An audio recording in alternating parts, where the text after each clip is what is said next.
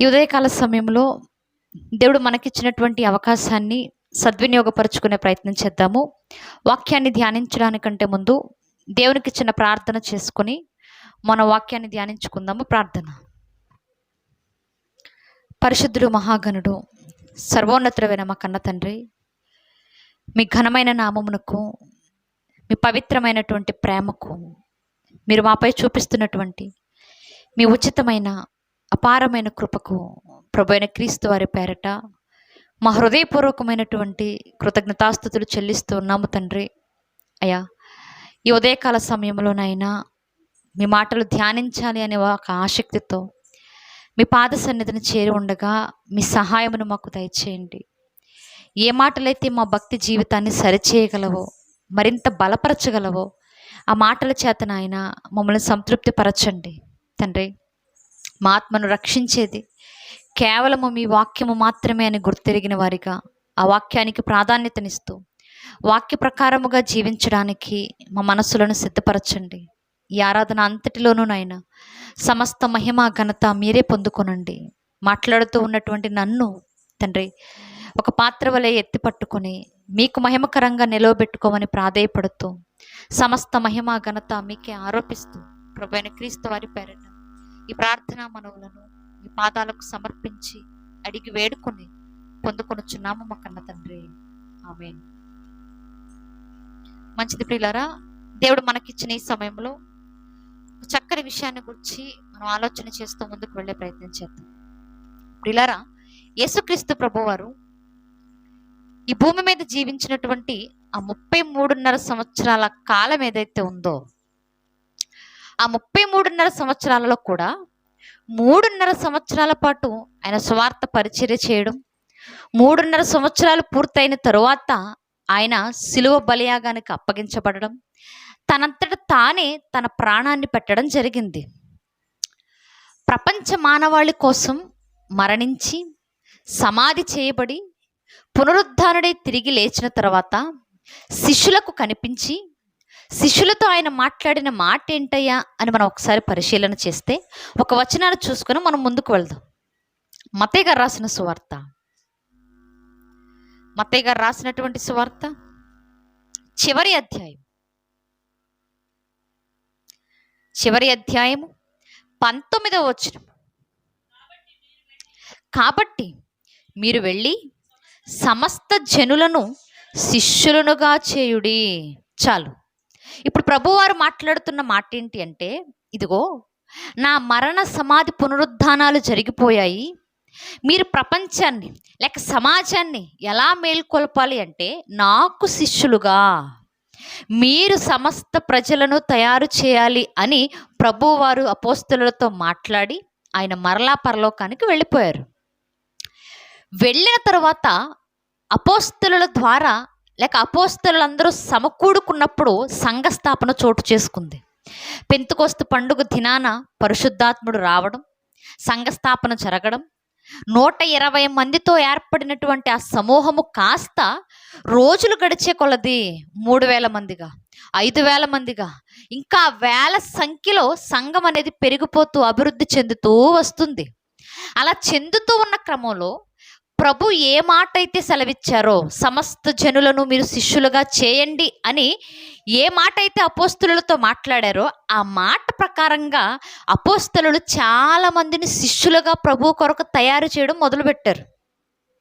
ఉదాహరణకి అపోస్తలులు 12 మంది దగ్గర శిష్యులుగా స్టెఫను గారు కనపడుతూ ఉంటాడు మనకి అపోస్తల కార్యాల 6వ అధ్యాయంలో. వీళ్ళంతా అపోస్తలు కానీ, అపోస్తలుల దగ్గర స్టెఫను గారు కానీ, ఫిలిప్పు గారు కానీ, ప్రొకోరు కానీ, నికానోరు కానీ, వీళ్ళందరూ కూడా ఈ 7 అప్పటికే అపోస్తలుల 12 మంది దగ్గర సంఘంలో ఉంటూ శిష్యులుగా ట్రైనింగ్ అవుతున్న వాళ్ళు వీళ్ళు. అంటే పెంతెకొస్తు పండుగ దినం తర్వాత నుండి శిష్యుల సంఖ్య అనేది సంఘంలో పెరుగుతూ వస్తుంది. శిష్యులు తయారవుతూ ఉన్నారు ప్రభు కొరకు. అప్పుడు మాత్రమే కాదు, కానీ మన పాత నిబంధన చరిత్ర నుంచి ఆలోచన చేస్తూ వస్తే పాత నిబంధనలో ప్రవక్తలు ఉండేవాళ్ళు. ప్రవక్తలంటే ప్రవచించేవాళ్ళు.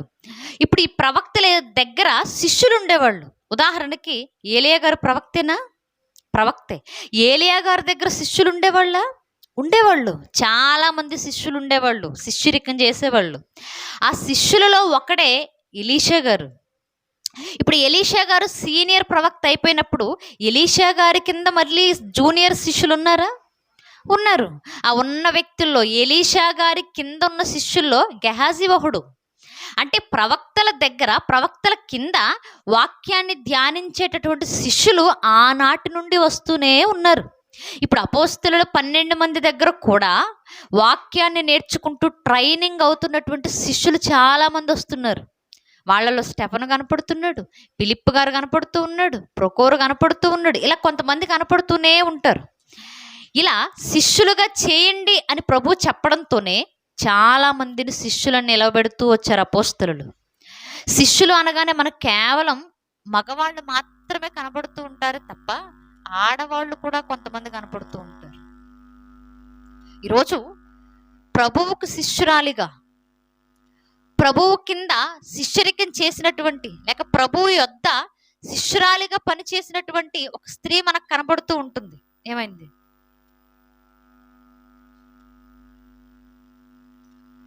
ఎవరా శిష్యురాలు అని మనం ఒకసారి ఆలోచన చేస్తే చూద్దాం. ఒకసారి బైబిల్ తెరచి అపోస్తలుల కార్యములు 9వ అధ్యాయం 36వ వచనం. 9వ అధ్యాయం 36వ వచనం. మరియు యొప్పేలో తబితా అని ఒక శిష్యురాలు ఉండెను. చాలు. ఎవరీవిడ? యొప్పే అనే ఒక గ్రామంలో ఒక తబితా అనే ఒక స్త్రీ ఉంది. ఈ తబితా ఎవరయ్యా అంటే శిష్యురాలుగా ఉండెను. ఎవరికి శిష్యురాలుగా ఉంది ఈవిడ? ప్రభు అయిన క్రీస్తుకు శిష్యురాలుగా ఉంది. అంటే అపోస్తలులు వాక్యం చెబుతూ ఉండగా విని శిష్యురాలుగా మారిపోయిందో, లేక యేసు ప్రభు వారు ఉన్న కాలానికి, అంటే యేసు ప్రభు వారు భూమి మీద ఉన్నప్పుడే ఆయన వెంబడించిన స్త్రీల గుంపులో ఉందో, ఎలా ఉందో మనకు తెలియదు. కానీ పేతురు గారి సందర్భం జరిగేటప్పటికే యేసు ప్రభు ఎదుట ఒక శిష్యురాలిగా తనను తానే అప్పగించుకొని బతుకుతుంది. శిష్యురాలిగా ఉంది. ఇంకా శిష్యురాలుగా ఉండెను. ఆమెకు భాషాంతరమున దోర్కా అని పేరు. ఈమెకి భాషాంతరాన్ని ఏ పేరట? దోర్కా. ఆల్రెడీ తబితా అనే ఒక పేరు ఉండగా, ఒక నామధేయం ఉండగా, మరలా దోర్కా అని మరి భాషాంతరాన్ని పేరు పెట్టాల్సినంత అవసరం ఏముంది? ఆ రోజుల్లో ఇశ్రాయేలీలకి, యూదులకి ఒకటి కంటే ఎక్కువ పేర్లు ఉండేవి. ఇప్పుడు ఈ తబితా అనే స్త్రీకి కూడా తబితా అనే పేరు మామూలుగానే ఉంది. కానీ భాషాంతరమున దోర్కా అనే మరొక పేరుంది ఆవిడికి. ఆ మరొక పేరు యొక్క అవసరత ఎందుకు వచ్చిందయ్యా అంటే, దోర్కా అంటే అర్థం ఏంటి? కింద ఫుట్ నోట్లో ఉంటుంది. దోర్కా అంటే లేడీ అని అర్థం. ఈవిడ పేరుకు తబితా అనే పేరుతోనే పోల్చబడుతున్నా ఆమె జీవితానికి తగినట్లుగా మరొక పేరు కనపడుతుంది. అదే దోర్కా. లేడీ అని కనపడుతుంది. లేడీ అంటే ఆడవాళ్ళని కాదు. లేడీ అంటే జింకలా పరిగెత్తడం, లేడి పిల్లలా పరిగెత్తడం. ఎందుకు ఈ పేరుతో ఆమెను పోలుస్తున్నారు? ఎందుకు భాషాంతరాన్ని ఈవిడికి ఆ పేరు పెట్టారు అంటే, ఆవిడ జీవితంలో అలాంటి క్యారెక్టర్ కలిగిన అమ్మాయి ఆవిడ. ఆ స్త్రీ ఆవిడ లేడీ. ఎందులో లేడీగా ఉంటుందంటే, దేవునికి సంబంధించిన ఏ పనిలోనైనా ఒక శిష్యురాలు ఎలా అయితే ఉండాలో అంత చురుగ్గా ఉంటుంది. ఒక లేడి పిల్లలా పరుగులు పెడుతుంది దేవుడి పనిలో. ఒక లేడి పిల్లలాగా ప్రతి పని చేసుకుంటుంది సంఘంలో. ఒక లేడి ఎలా అయితే గంతులేస్తుందో, పరుగులు పెడుతుందో, అంత గొప్పగా దేవుని కొరకు ఆసక్తిగా పరుగులు పెడుతున్న స్త్రీ ఈ తబితా అనే స్త్రీ. నిజంగా భాగ్యవంతురాలు ఆవిడ. ఎందుకంటే దేవుని పనిలో ఆసక్తిగా ఉండడం మాత్రమే కాదు, చురుకుగా ఉండడం కూడా గొప్ప భాగ్యం అనే మాట్లాడుతుంది బైబిల్. ఒక వచనాన్ని మనం చూసుకొని ముందుకు వెళదాం ఒకసారి. సామెతల గ్రంథం సామెతల గ్రంథము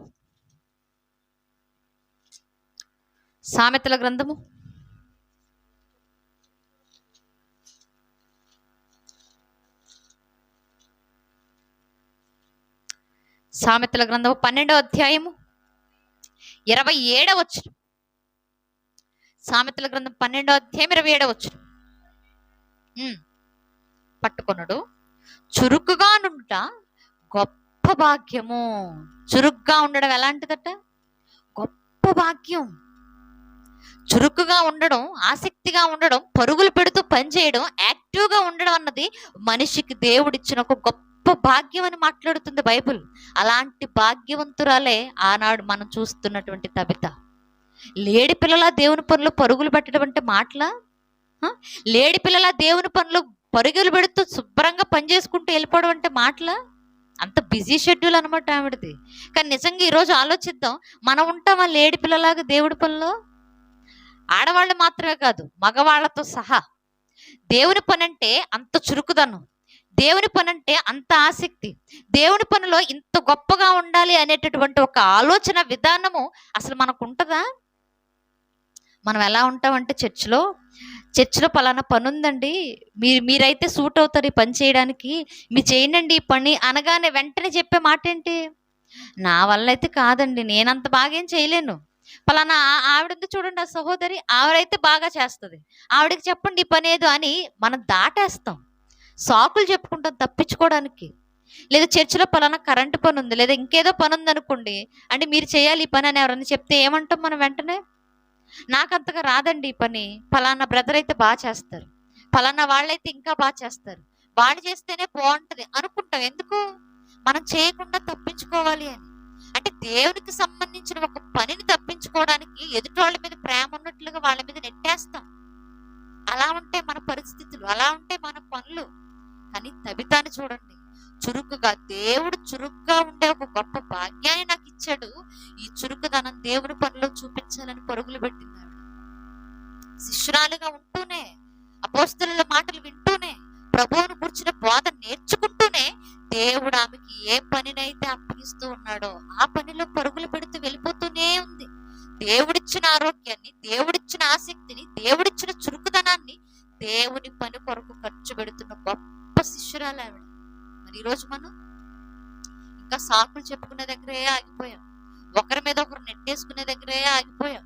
ఇప్పుడు అలా చేయకండి. దేవుడి పనిలో ఉండడం అన్నది గొప్ప భాగ్యం. ఆ భాగ్యాన్ని ఎవరు దూరం చేసుకోకండి. ఇంకా ఏంటంటున్నాడు తబితాని గురించి? ఆవిడ భాషాంతరమున ఆమెకు దోర్కా అని పేరు. తర్వాత అపోస్తుల కార్యములు, చురుగ్గా ఉండాలి తీయడంలో కూడా. 9వ అధ్యాయము 37వ వచనం, 36వ వచనం. మరియు ఉండెను, ఆమెకు భాషాంతరమున దోర్కా అని పేరు. ఆమె సత్క్రియలను, ధర్మకార్యములను బహుగా చేసి ఉండెను. ఏం చేసిందట? ఆ తబిత అన్న స్త్రీ, దోర్కా అనే పేరు కలిగినటువంటి స్త్రీ, ప్రభువుకు శిష్యురాలుగా జీవితాన్ని కొనసాగిస్తున్న స్త్రీ, సత్క్రియలు బహుగా చేసింది, ధర్మకార్యాలు బహుగా చేసింది. ఇక్కడ రెండు కనపడుతున్నాయి. ఆవిడ చేసిన వాటిలో సత్క్రియలు ఉన్నాయి, ఆవిడ చేసిన వాటిలో ధర్మకార్యాలు ఉన్నాయి. ఏంటి సత్క్రియలంటే? సత్క్రియలంటే మంచి పనులు. సత్ అంటే మంచి, క్రియలు అంటే పనులు. ఇప్పుడు తబిత ఏం చేసిందయ్యా అంటే మంచి కార్యాలు చేసింది, మంచి పనులు చేసింది. ఏ మంచి పనులు చేసిందో రాయబడలేదు, కానీ ఆవిడ చేసిన పనంతా కూడా మంచిదే. ఆవిడ చేసిన పనులు ఇవి అని రాయబడకపోయినా ఆవిడ చేసిన పనులన్నీ మంచివే అని రాయించాడు దేవుడు. అంటే ఏది చేసినా ఒక మంచి పని చేసేటటువంటి సుబుద్ధి ఉన్నటువంటి స్త్రీ ఆవిడ, స్వస్థ బుద్ధి ఉన్నటువంటి స్త్రీ ఆవిడ, మంచి పనులు చేసేటటువంటి లక్షణం. నిజంగా దేవుడు మనిషిని భూమి మీద పుట్టించడంలోని ఒక కారణం ఏంటయ్యా అంటే, ఎఫెసీ పత్రికలో పౌలు గారు మాట్లాడుతూ అంటారు కదా, ఒకసారి చూద్దాం ఆ వచనాన్ని. ఎఫెసీలకు రాసిన పత్రిక 2వ అధ్యాయము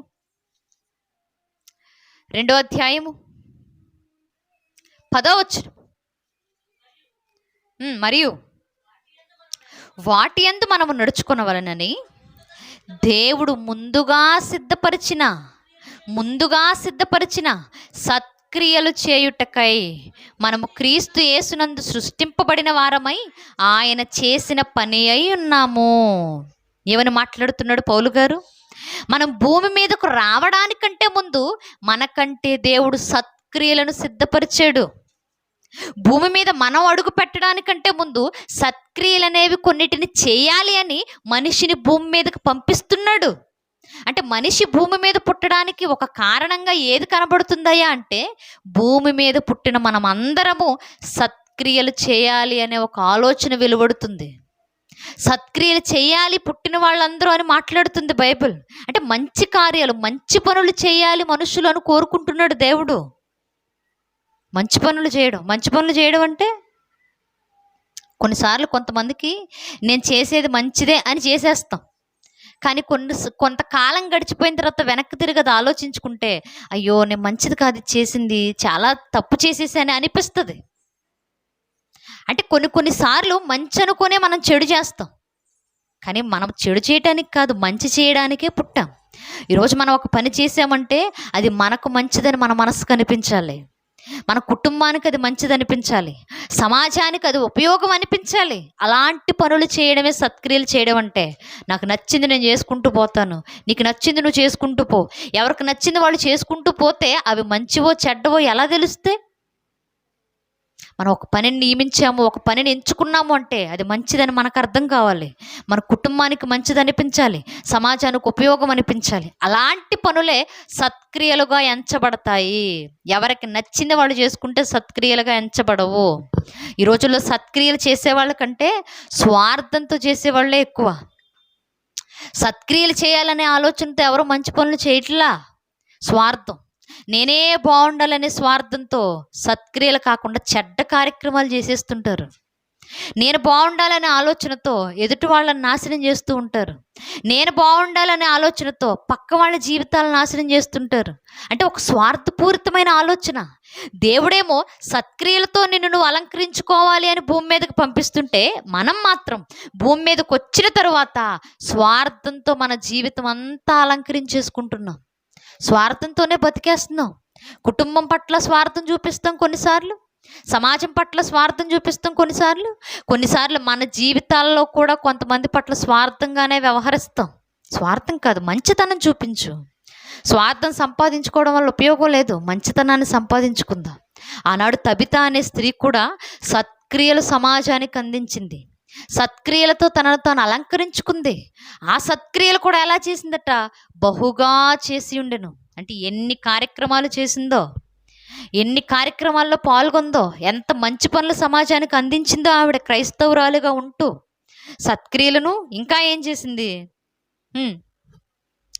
సత్క్రియలను, ధర్మకార్యములను బహుగా చేసి ఉండెను. ఏం చేసిందట? ధర్మకార్యాలు అంటే, ధర్మకార్యాలు అనగానే చాలామంది మనసులోకి వచ్చే ఆలోచన ఏంటంటే, ఎవరికో ఒకరికి భిక్ష వేసేయడమే ధర్మకార్యం అనుకుంటాం. లేని వాడికి మన దగ్గర ₹1 ఇచ్చేస్తే ధర్మకార్యం అనుకుంటాం. అది మాత్రమే కాదు, అది ధర్మకార్యమే కాదని నేను అనట్లేదు. మనం ధర్మంగా బతకడం కూడా ధర్మకార్యమే మన జీవితానికి. దేవుడు ధర్మకార్యాలు చేయమని చెప్తూ ఉంటాడు. కొర్నేలి గారు కూడా, నువ్వు చేసిన ధర్మకార్యాలు నా సన్నిధికి వచ్చాయి అని దేవుడు దేవదూతను పంపిస్తాడు కొర్నేలి దగ్గరికి. అంటే ధర్మకార్యాలకి ఎందుకు దేవుడు అంత ఇంపార్టెన్స్, అంత ప్రాధాన్యతనిస్తున్నాడు? ఆ ధర్మకార్యాలు కూడా ఎలా ఉండాలి అని యేసుప్రభు వారు సెలవిస్తూ మాట్లాడతారు కొండ మీద ప్రసంగంలో. ఒకసారి చూద్దాం ఆ వచనాన్ని. మత్తయి సువార్త, మత్తయి గారు రాసిన సువార్త 6వ అధ్యాయం 3వ వచనం. 6వ అధ్యాయం 3వ వచనం. నీవైతే అంటే పైన ఎవరి గురించో మాట్లాడి, వాళ్ళ సంగతి అంతా నీకు అనవసరం బాబు, వాళ్ళ గురించి అంతా నీకు అనవసరం రా అబ్బాయి, నువ్వైతే నీవైతే ధర్మము చేయనప్పుడు నీ ధర్మము రహస్యముగా ఉండు నిమిత్తము నీ కుడి చేయి చేయనది నీ ఎడమ చేతికి తెలియకుండవలెను. అట్లయితే రహస్యమందు చూచి నీ తండ్రి నీకు ప్రతిఫలమిచ్చును. చాలు. ఇదిగో అందరి గురించి నీకు అనవసరం ధర్మం చేసేటప్పుడు. వాళ్ళు ఎలా ధర్మం చేస్తున్నారు, వాళ్ళెంత ధర్మం చేస్తున్నారు, వాళ్ళెంత ఇస్తున్నారు, వాళ్ళు ఏ విధంగా ఇస్తున్నారు, అవన్నీ నీకు అనవసరం. ఒక క్రైస్తవుడిగా ప్రభువులో వచ్చిన తరువాత నువ్వు ధర్మం చేసేటప్పుడు నీ ధర్మం ఎలా ఉండాలో తెలుసా? నీ కుడి చేయి చేసేది నీ ఎడం చేతికి కూడా తెలియకూడదు. అంటే నీ కుడి చేత్తో నువ్వు ఒకరికి ధర్మం చేసావంటే నీ ఎడం చేతికి కూడా ఆ విషయం అర్థం కాకూడదు, తెలియకూడదు. అంటే అంత రహస్యంగా చెయ్యాలన్నమాట. ఎందుకు రహస్యంగా ధర్మం చేయమని అడుగుతున్నాడు? ధర్మం చేస్తూ ఉన్నావు, ఎలా చేస్తే ఏమైంది? రహస్యంగా ఉండాలని ఎందుకు మాట్లాడుతున్నాడు? ఎందుకంటే ఎదుటోడుకు నువ్వు ₹1 ఇచ్చో, ఒక ₹10 ఇచ్చో వాడిని ఉద్ధరించేస్తున్నట్లుగా ఫీల్ అయిపోమాకు ఎప్పుడు.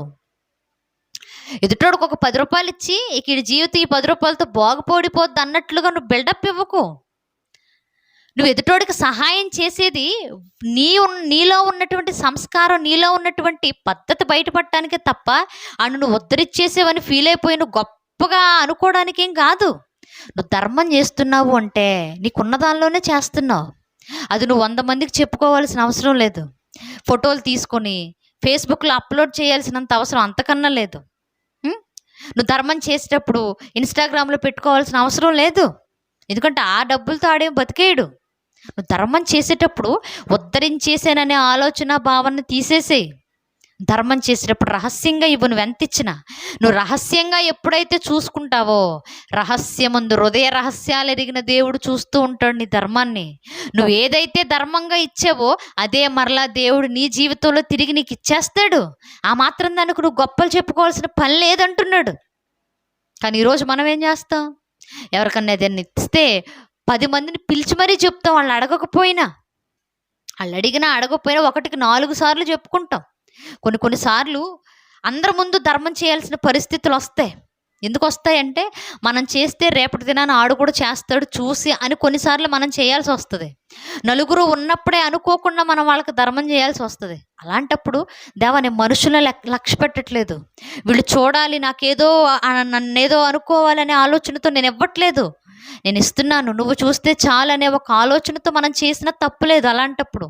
ఎందుకంటే అలా చేయడం వల్ల పక్కన ఉన్నవాళ్ళు మనల్ని చూసి మరలా సహాయం చేసే అవకాశం వాళ్ళకు ఉంటుంది. అంతే తప్ప వాళ్ళు చూడాలి అనే ఆలోచనతో చేయడం వేరు, మనం చేస్తూ ఉండగా ఎవరైనా చూడటం వేరు. చూస్తే వదిలేసే, కానీ చూడాలనుకొని మాత్రం నువ్వు ఎప్పుడు ధర్మం చేయకు. తబిత కూడా ఇలాంటి కార్యక్రమాలు ఎన్ని చేసిందో, ధర్మకార్యాలు బహుగా చేసింది. అంటే ఆవిడికి మనుషులు నన్ను చూడాలి, మనుషులు నన్ను పొగడాలి, మనుషులు పలానా తబిత ఎంత గొప్ప కార్యం చేసిందో అనుకోవాలి అనే ఆలోచన లేదు. దేవుడు చూస్తే చాలు, దేవుడు చేయమన్నాడు కాబట్టి నేను చేస్తున్నాను, నా దేవుని మాటను నేను శిరస్సు వంచి అంగీకరిస్తున్నాను, నా దేవునికి నేను లోబడ్డానని చేస్తుందే తప్ప గొప్ప కోసం ఎప్పుడు ధర్మం చేసిన జీవితం కాదు తబితది. ధర్మకార్యాలు బహుగా చేసిందట. ఆ తర్వాత ఏమైందో చూద్దాం ఒకసారి. అపోస్తుల కార్యములు 8వ అధ్యాయము 37వ వచనం. ఆ దినముల యందు, ఏ దినముల యందు? ఆవిడ శిష్యురాలుగానే బ్రతుకుతూ మంచి పేరు కలిగి దేవుని పనులు లేడిలా పరుగులు పెడుతూ సమాజం పట్ల సత్క్రియలు జరిగిస్తూ ధర్మకార్యాలు చేస్తూ ఒక మంచి స్థితిని సంపాదించుకుంది. దేవునిలోనూ శిష్యురాలుగా మంచి స్థానాన్ని పొందుకుంది. సత్క్రియలు ధర్మకార్యాలు చేసి సమాజంలో కూడా మంచి స్థితిని సంపాదించుకుంది. ఇలా జీవితం బాగుంది అనుకుంటూ ఉండగానే ఆ దినములలో ఆమె కాయలా పడి చనిపోగా వారు శవమును కడిగి మేడగదిలో పరుండబెట్టిరి. చాలు. ఇప్పుడు రోజులు అలా గడుస్తూ ఉండగానే తబిత కాయలా పడి చనిపోయిందట. కాయలా పడడం అంటే ఇంకా ఏంటి? అందరు ఇంగ్లీష్ మీడియమేనా? కాయలా పడడం అంటే ఏంటి? అనారోగ్యం పాలైపోవడం. అంటే వయసు పెరుగుతూ ఉన్న కొలది బాగా వృద్ధాప్యానికి వెళ్ళిపోయిందనేం కాదు, అనారోగ్యం పాలైపోయింది. బైబిల్లో పాత నిబంధనలో కూడా కొంతమంది పిల్లల వయసులో ఉన్నవాళ్ళు కాయలాపడి చనిపోయారని రాస్తారు. కాయలాపడి చనిపోవడం అంటే ఆరోగ్యం కోల్పోయి ఆరోగ్యం బాలేని పరిస్థితులు చనిపోయారు. ఇప్పుడు తబిత అనే స్త్రీ కూడా ఆరోగ్యం బాగోక చనిపోయింది. చనిపోగానే వెంటనే అక్కడ ఉన్నటువంటి శిష్యులు వాళ్ళందరూ కూడా ఆవిడ శవాన్ని తీసుకొని వచ్చి శవం అంతా శుభ్రంగా కడిగారట. ఈ పద్ధతి మనకే అనుకుంటాం, అక్కడి నుంచి వచ్చిన పద్ధతే. ఎవరైనా చనిపోయారు అనుకోండి, వాళ్ళ దేహాన్ని అంతా నీట్గా కడిగేస్తారు, స్నానం చేయిస్తారు. కొన్ని ప్రాంతాల్లో, మన ప్రాంతంలో కూడా ఉందనుకుంటా, చనిపోయిన వాళ్ళకి చక్కగా స్నానం చేపిస్తారు. స్నానం చేయించారు, వీళ్ళు కూడా చేయించి ఒక మేడగదిలో పడుకోబెట్టారు. మేడగదిలో పడుకోబెట్టగానే అక్కడున్న శిష్యులకు ఒక వార్త తెలిసిపోయింది. ఏంటి ఆ వార్త అంటే, ఇదిగో పేతురు గారు దగ్గరలోనే ఉన్నారు. లొద్దా అనే ప్రాంతంలో దిగాడు ఆయన అనుకోకుండా. ఇప్పుడు లొద్దా అనే ప్రాంతం మనకు చాలా దగ్గరగా ఉంది. ఇప్పుడు పేతురు గారిని పిలుచుకొని తీసుకొని వస్తే ఆఖరి చూపన్నా చూస్తాడు ఆయన. పేతురు గారి నుంచి వాళ్ళందరికీ బాగా తెలుసు. పేతురు గారు అలా నడుచుకుంటూ వెళ్ళిపోతుంటే అనారోగ్యంతో పడిపోయిన వాళ్ళు కాస్త లేచి బ్రతికారన్న వాస్తవం ఆనాడు యొప్పేలో ఉన్న ఎంతోమంది శిష్యులకు తెలుసు. తబితాకు కూడా తెలిసి ఉండొచ్చు. పేతురు గారు, యాకోబు గారు వీళ్ళంతా స్వస్థతలు చేస్తూ ఉన్న సంగతి, చనిపోయిన వారి పట్ల ఎలాంటి విధానాన్ని చూపిస్తున్నారు, ఇవన్నీ వాళ్ళు చూసిన వాళ్ళు. ఇప్పుడు అలాంటి వారు పేతురు పక్కనే ఉన్నాడని తెలియగానే పేతురుని పిలుచుకొద్దాం. చివరి చూపు చూస్తాడు పెద్ద ఆయన చూసిన తర్వాత ఈ కార్యక్రమం ఏదో జరిగిద్దాం, పేతురు గారిని తీసుకురండి అని వెంటనే మాట్లాడుకొని 2 శిష్యుల్ని పంపించారు పేతురు గారి దగ్గరికి. ఇప్పుడు వాళ్ళు లొద్దా ప్రాంతానికి వెళ్ళి అక్కడున్న పేతురు గారితో విషయం అంతా చెప్పగానే పేతురు గారు వెంటనే బయలుదేరి వచ్చారు. వచ్చిన తర్వాత ఏం జరుగుతుందో చూద్దాం ఒకసారి. 39వ వచనం, 39వ వచనం. పేతురు లేచి వారితో కూడా వెళ్ళి అక్కడ చేరినప్పుడు వారు మేడగదిలోనికి అతనిని తీసుకుని వచ్చిరి. విధవరాండ్రందరూ వచ్చి ఏడ్చుచు దోర్క తమతో కూడా ఉన్నప్పుడు కుట్టిన అంగీలను వస్త్రములను చూపుచూ అతని ఎదుట నిలిచిరి. ఇప్పుడు పేతురు గారు రాగానే అక్కడున్న స్త్రీల సమూహం అంతా పేతురు గారు ఎదుట నిలవబడి ఏడుస్తూ మాట్లాడుతున్నారట. అయ్యా, నిన్నటి వరకు బాగానే ఉంది ఈవిడ, ఇప్పటి వరకు బాగానే ఉంది ఈవిడ, ఈ మధ్య అనారోగ్యం బాగాలేదు. ఇప్పటి వరకు మాతో పాటు ఇదిగో వస్త్రాలు కుట్టింది, ఇప్పటి వరకు మాతో పాటు ఈ అంగీలు కుట్టింది. అంటే ఆవిడ అప్పట్లో బట్టలు కుట్టేటటువంటి ఒక పని చేసుకునే స్త్రీ అయి ఉండొచ్చు. ఆ రోజుల్లో చేతి పనులు అంటే డేరాలు కుట్టడం, బట్టలు కుట్టడం, వస్త్రాలు కుట్టడం, ఇలాంటి పనులే ఉండేవి. ఇప్పుడు ఈ తబితా కూడా చనిపోకముందు ఆవిడ ఏ పని చేసుకుంటూ ఉండేదంటే వస్త్రాలు కుట్టుకుంటూ ఉండేది, అంగీలు కుట్టుకుంటూ ఉండేది. ఈవిడతో పాటు కొంతమంది విధవరాండ్రు కూడా ఉన్నారు. అంటే బహుశా ఈవిడ కూడా విధవరాలే అయి ఉండాలి. ఎందుకంటే ఇక్కడ భర్త పేరు రాయించలేదు, ఆమె సంసార జీవితాన్ని రాయించలేదు, ఆవిడ వివాహ జీవితాన్ని గురించి ఎక్కడా కనిపించడం లేదు. కానీ చనిపోయేటప్పటికి మాత్రం పక్కన విధవరాండ్రతో కలిసి పని చేస్తూ ఉన్న సందర్భాలు కనబడుతున్నాయి. అంటే తబితా కూడా భర్తను కోల్పోయి దేవుని పాదాల చెంతే ఉంటూ పని చేసుకుంటూ శిష్యురాలిగా దేవునిలో నడుస్తూ ఉన్న స్త్రీ అయి ఉండాలి. ఇప్పుడు విధవరాళ్ళు అందరూ వచ్చి, అయ్యా మొన్నటి వరకు బాగానే ఉంది, బట్టలు కుట్టింది, అంగీలు కుట్టింది, వస్త్రాలు కుట్టింది, మాతో పాటు ఉంది, సడన్గా ఇలా అయిపోయింది, చనిపోయింది అని చెప్తూ ఉండగానే పేతురు గారు వెంటనే మేడగదిలోనికి వెళ్ళారు. వెళ్ళి ఏం చేస్తున్నారట, 40వ వచనం. పేతురు అందరినీ వెలుపలికి పంపి మోకాళ్ళుని ప్రార్థన చేసి శవము వైపు తిరిగి తబితా లెమ్మనగా ఆమె కన్నులు తెరిచి పేతురును చూచి లేచి కూర్చుండెను. అతడు ఆమెకు చెయ్యి ఇచ్చి లేవనెత్తి పరిశుద్ధులను విధవరాండ్రను పిలిచి ఆమెను సజీవురాలుగా వారికి అప్పగించెను. వెంటనే చేయి పట్టుకొని అమ్మ తబితా లే అనగానే ఆవిడ లేచింది. లేవగా ముందు పేతురు గారు లేచి మోకాళ్ళు వేసారు ఆ శవం ఎదుట. ఆ శవం ఎదుట మోకాళ్ళేసి దేవునికి ప్రార్థన చేసి, దేవా మరలా ఈవిడికి జీవాన్నివ్వు, మరలా ఈవిడికి ప్రాణాన్ని తిరిగివ్వు, మరలా ఈవిడ బ్రతికించని మోకరించి ప్రార్థించగానే తబితా గారి జీవితం గొప్పగా కనబడుతూ ఉంది. కాబట్టే తబితాని వెంటనే ప్రాణంతో మరలా పైకి లేపాడు దేవుడు. చనిపోయిన ఒక శవానికి కూడా దేవుడు ఊపిరినిచ్చాడు, ప్రాణం పోసాడు. మరలా తబితా లేచింది. లేవగానే ఆ విధవరాండ్రి పరిశుద్ధులను అక్కడ ఉన్న వాళ్ళందరినీ పిలిచి సజీవురాలిగా ఆ స్త్రీని మరలా వారి చేతికి అప్పగించాడు. నిజంగా ఎంత గొప్ప కార్యం ఇది, ఆలోచించండి. అప్పగించడం మాత్రమే కాదు, కానీ 42వ వచనంలో ఇంకో మాట ఉంటుంది, చూద్దాం ఒకసారి. ఇది యొప్పే అందంతటా తెలిసినప్పుడు అనేకులు ప్రభువునందు విశ్వాసముంచిరి. చాలు, ఏం చేశారట, పలానా తబిత అనే స్త్రీ శిష్యురాలిగా దేవుని కొరకు బతుకుతుంది, ఆవిడ సత్క్రియలు చేసేది, బహు ధర్మకార్యాలు చేసేది. ఇలా బ్రతికిన ఒక ఆవిడ ఒకానొక రోజు కాయలా పడి చనిపోతే ఒక భక్తుడు వచ్చాడు. ఆయన ప్రార్థన చేయగానే ఆ ప్రార్థనకు ప్రతిఫలంగా ఆవిడ మరలా ప్రాణంతో తిరిగి లేచిందన్న వార్త యొప్పే గ్రామం అంతా తెలిసిపోయింది. తెలిసిపోగానే ఆ యొప్పేలో ఉన్న అనేకులు ప్రభు యొక్క గొప్పతనాన్ని అర్థం చేసుకున్నారు. తబిత నిజంగానే దేవుని పట్ల అంత భయంతో బ్రతికిన వ్యక్తి, భక్తితో బ్రతికిన వ్యక్తి.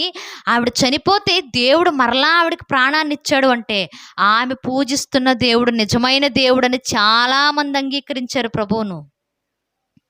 ఈ లోకంలో ఎంతోమంది దేవుళ్ళు ఉన్నా సరే దేవుని కొరకు యథార్థంగా బ్రతుకుతున్న వారిని గొప్పగా నిలబెట్టగలిగిన దేవుడు ఫలానా తబిత పూజిస్తున్న దేవుడు అని ఎంతోమంది విశ్వసించి దేవుని పాదాల దగ్గరకు వచ్చారు. అంటే ఆవిడ జీవితం, ఆవిడ మరణం, మరలా మరణించి బ్రతకడం అన్నది అనేక మందిని ప్రభువుకి ఏం చేసింది? దగ్గర చేసింది. ప్రభువు మీద విశ్వాసంతో కొంతమంది శిష్యులుగా మారడానికి తబిత జీవితం ఒక గొప్ప గుణపాఠంగా మారింది. ఆ సందర్భాన్ని బట్టి ఎంతోమంది ప్రార్థించిన పేతురు గారిని బట్టి మారలేదు, బ్రతికిన తబితాని బట్టి మారలేదు, తబిత పూజించిన దేవునిని బట్టి మారారు వారు. అంటే ఆనాడు సమాజానికి ఆవిడ ఏం నేర్పించిందయ్యా అంటే, నేను నమ్ముకున్న దేవుడు నిజమైన వాడు, నేను పూజిస్తున్న దేవుడు యథార్థవంతుడు, నేను ఏ దేవుడినైతే పూజిస్తూ శిష్యురాలిగా ఆ దేవుని కొరకు బ్రతుకుతున్నానో ఆయన ఏదైనా చేయడానికి సామర్థ్యం కలిగిన వాడని ఆనాడు సమాజం మధ్యలో బ్రతికింది ఆవిడ. ఆవిడ జీవితంలో ఎప్పుడైతే ప్రాణాన్ని పొందుకొని మరణించి మరలా బ్రతికిందో, ప్రాణం పొందుకుందో, ఆ పొందుకున్న విధానాన్ని బట్టి అనేక మంది నిజంగా తబిత దేవుడే నిజమైన దేవుడు అన్నారు. ఆ రోజుల్లో దానియేలు దేవుడే గొప్ప దేవుడు అని నెబుకద్నెజరు ఎలా మాట్లాడాడో ఈనాడు సమాజం కూడా తబిత పూజిస్తున్న దేవుడు నిజమైన దేవుడు.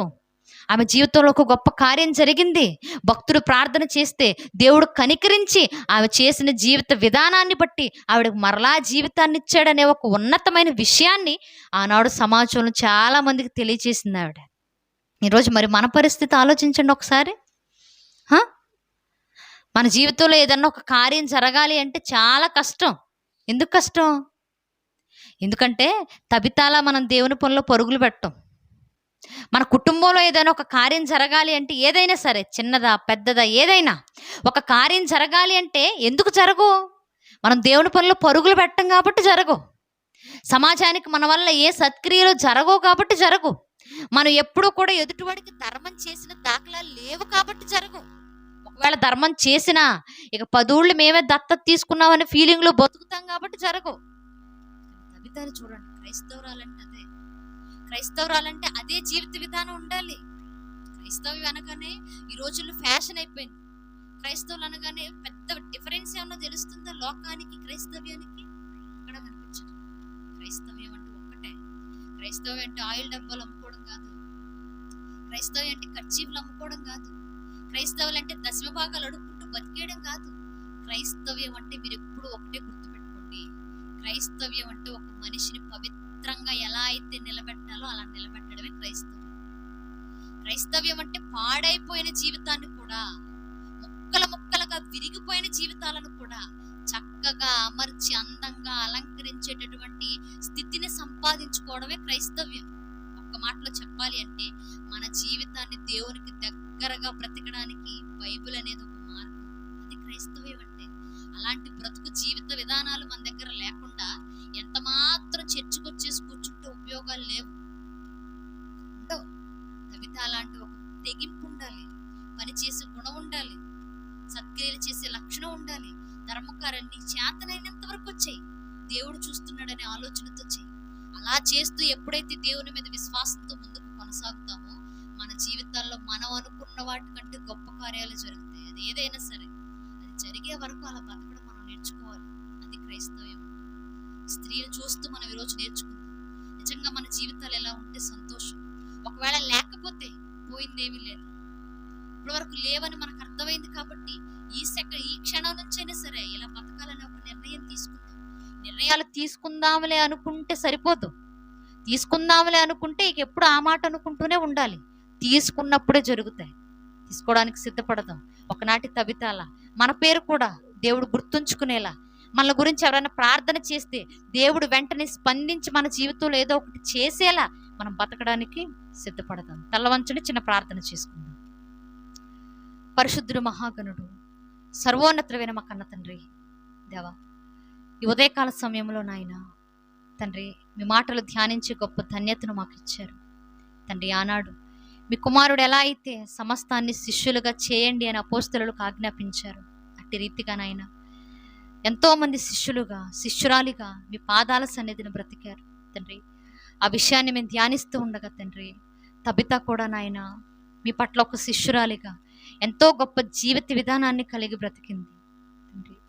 ఆవిడని చూస్తూ ఉన్నటువంటి మేము అటువంటి తెగింపు కలిగిన నిర్ణయాన్ని తీసుకోవడానికి మీ సహాయాన్ని మాకు దయచేయండి తండ్రి.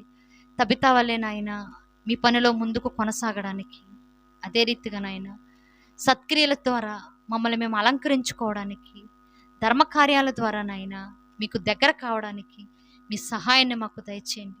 ఈ మాటలు విన్న మాలో తండ్రి, ఇప్పటి వరకు ఇటువంటి లక్షణాలు లేకపోతే వాటన్నిటిని అవలంబించుకోవడానికి, వాటన్నిటిని పాటించడానికి, మీకు సంతోషాన్ని ఇచ్చే పిల్లలుగా ఉండడానికి మరొక అవకాశమును మాకు దయచేయండి తండ్రి.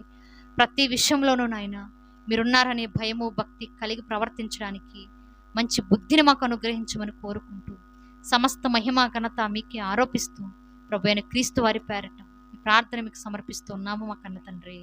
ఆమేన్. అందరికీ